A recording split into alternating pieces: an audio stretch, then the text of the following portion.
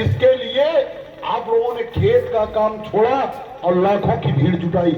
आज तक ये सौभाग्य बाबू सिंह कुशवाहा को नहीं मिला, ये सौभाग्य स्वामी प्रसाद मौर्य को नहीं मिला, ये सौभाग्य केशव प्रसाद मौर्य को भी नहीं मिला कि आप लोगों ने उनके लिए भीड़ जुटाई। कभी देखा था क्या जितनी भीड़ बदायूं में महानदल के झंडे के नीचे इकट्ठा हुई, जब कोहरा पड़ रहा था पूरा ग्राउंड भर गया। पूरा अखबार में लिखा कि महानदल की रैली ने किया शहर जाम। पुलिस प्रशासन को नहीं थी इतनी भीड़ जुटने की उम्मीद। महानदल को कोई नहीं जानता था, इसलिए प्रशासन ने नहीं ध्यान दिया। और जब पूरा शहर जाम हो गया तो एसपी और डीएम सब परेशान। ये अखबार में लिखा। और आज मैं बदायूं में आने लगा तो कल परमिशन के लिए जिला अध्यक्ष गए संजीव मौर्य जी तो और रविंद्र साक्य जी, तो डीएम ने कहा, एसडीएम ने कहा कि नहीं साहब हम आपको परमिशन नहीं देंगे, आपके राष्ट्रीय अध्यक्ष आते पूरा शहर जाम कर लेते। तो उन्होंने कहा अभी धारा 144 है, उन्होंने कहा कि इन लोगों ने कहा वो गांव में जा रहे हैं खाली समझाने, कहा ना वो कहीं भी आते भीड़ बढ़ा देते। तो ये आपकी इज्जत बनी, लेकिन ये सौभाग्य केवल मुझे मिला। क्यों मिला? क्योंकि आप लोगों ने मेरे ऊपर भरोसा किया, आप लोगों ने विश्वास किया कि एक नेता है जो अपने लिए नहीं हमारे बच्चों के लिए काम करने आया। और आज मैं आपको भरोसा दिलाने आया हूं मेरे भाइयों कि मैं पूरे जीवन, चाहे मुझे कुछ मिले ना मिले, मैं पूरे जीवन मोमबत्ती की तरह जलकर आपके बच्चों को और आपको और आपकी बेटियों को उजाला देता रहूंगा, सुरक्षा करता रहूंगा और सम्मान बढ़ाता रहूंगा। मैं विधायक बने, तमाम लोग कुर्ता पहनते, हर आदमी कुर्ता पहनता, तो कोई जिला पंचायत बनने के लिए कुर्ता पहनता है, कोई गांव का प्रधान बनने के लिए नेता बनता है, कोई विधायक बनने का सपना देखता है, कोई मंत्री बनने का सपना।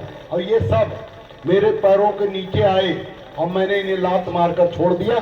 मैंने कहा मैं गुलामी नहीं करूंगा, महानदल के गठबंधन करके मैं किसी पार्टी में विलय नहीं करूंगा। महानदल के गठबंधन करके अगर तुम हमें कुछ भी दोगे, विधायक बनाओगे, ये मंत्री बनाओगे, सांसद बनाओगे, मंत्री बनाओगे, तो हम उसे स्वीकार करेंगे। और आप चाहोगे कि आपकी पार्टी में हम आके आपकी गुलामी करके मंत्री बने, ये केशव देव मौर्य को स्वीकार नहीं, कभी भी स्वीकार नहीं। आप क्यों स्वीकार होगा बताओ? आप बताओ, जो विधायक बने, जो मंत्री बने, वो सांसद बने, क्या उन्होंने आपके बच्चों के लिए कभी आवाज उठाई? अन्याय होने पे एक शब्द बोला कोई कहीं बोला हो? आज केशव प्रसाद मौर्य की बात की जाए तो उत्तर प्रदेश का उप मुख्यमंत्री, हालांकि उसे मुख्यमंत्री बनाने के लिए आपसे वोट लिया गया था, लेकिन चलो नहीं बेईमानी किया, नहीं बना। लेकिन आज वो उप मुख्यमंत्री योगी आदित्यनाथ के बाद सबसे बड़ी कुर्सी पे, एक कैबिनेट मंत्री भी मजबूत होता है, वो तो फिर भी डिप्टी सीएम। आप सोचो आज उससे और हमारी ताकत का ये अगर ये मुकाबला किया जाए तो हमसे वो हजारों गुना मजबूत है। पैसा सैकड़ों करोड़ उसके पास है, मेरे पास तो कुछ नहीं। उसके पास ताकत है, वो गाड़ी से आएगा यहाँ आपके गांव में आएगा तो उसके आगे पीछे पुलिस की सैकड़ों गाड़ियां होंगी। वो ताकतवर, हजारों गुना ताकतवर। लेकिन जब बोलेगा तब ना कोई फायदा होगा, बोले तो बोलेगा तब तो कोई फायदा होगा। अगर वो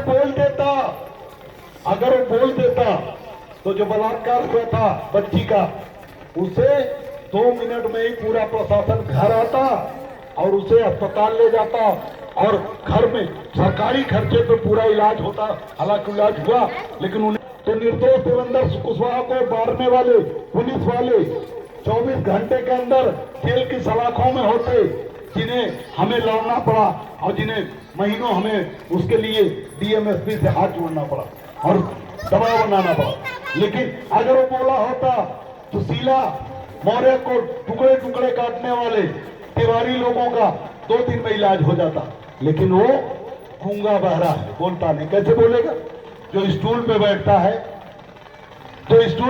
है, जो भारतीय जनता पार्टी के गुलाम है, वो कैसे ठाकुरों के खिलाफ बोलेगा क्या? अब सोचो आश्चर्य की बात, एक मजे की बात सोचो कि वीरेश यादव ने बलात्कार किया, वीरेश यादव ने बुला दिया, तो यादव था ना जो बलात्कार हुए छोटी बच्ची के साथ। लेकिन इस जिले में भाजपा से पूर्व विधायक है, इसी विधानसभा विधायक रहे, उनके पिताजी मंत्री हैं, पूर्व मंत्री।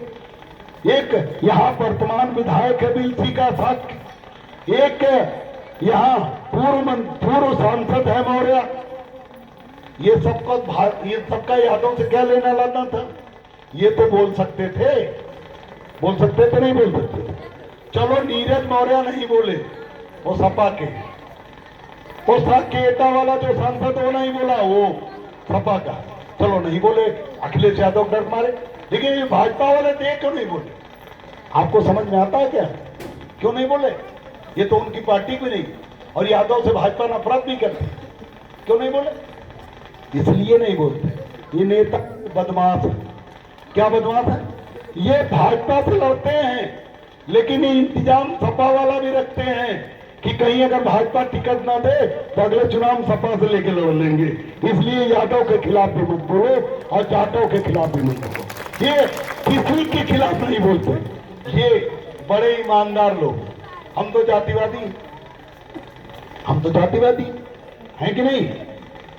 हम खुलेआम कहते हैं, आप डरो मत, हम खुलेआम कहते हैं, सीना ठोक के कहते हैं कि केशवदेव मौर्य पूरे उत्तर प्रदेश में और किसी का भला करे न करे, अगर होगा तो भला कर देंगे, हमारे भला करने की स्थिति होगी तो कर देंगे, लेकिन किसी और का भला हो ना हो। लेकिन मेरी चाहते हैं कि उत्तर प्रदेश में शाक्य सैनिक कुशवाहा मौर्य समाज के साथ कोई भी अन्याय नहीं होना चाहिए। हम एक बिरादरी के लिए खड़े हैं और उनको न्याय दिलाने के लिए एड़ी चोटी एक कर देते, खून पसीना बहा देंगे। क्यों? क्योंकि हम कम से कम एक के साथ खड़े हैं, ये तो किसी के साथ नहीं खड़े हैं। क्यों नहीं खड़े? क्योंकि इन्हें ठाकुर का भी वोट चाहिए, ब्राह्मण का वोट पे चाहिए, गुप्ता जी का भी वोट चाहिए, इन्हें पाल जी का भी 150 वोट चाहिए, इन्हें सबका वोट चाहिए। इसलिए ये किसी के लिए नहीं बोलते, कान बंद कर लेते। इन्हें एक भरोसा और रहता, इन्हें एक भरोसा यह है ना कि अगर महानदल कमजोर हो जाए, महानदल मर जाए, तो बिरादरी वाले जाएंगे कहां? हम लड़ेंगे तो वोट दे देंगे, बोले चाहे हम इनका भला करें और चाहे न करें, बोलते हैं। तो कुल मिलाकर हम आपको ये बताने आए हैं कि कांसीराम साहब ने कहा था, मुलायम सिंह यादव जी ने बताया था कि जब तक जो बिरादरी, जो भी जाति बिरादरी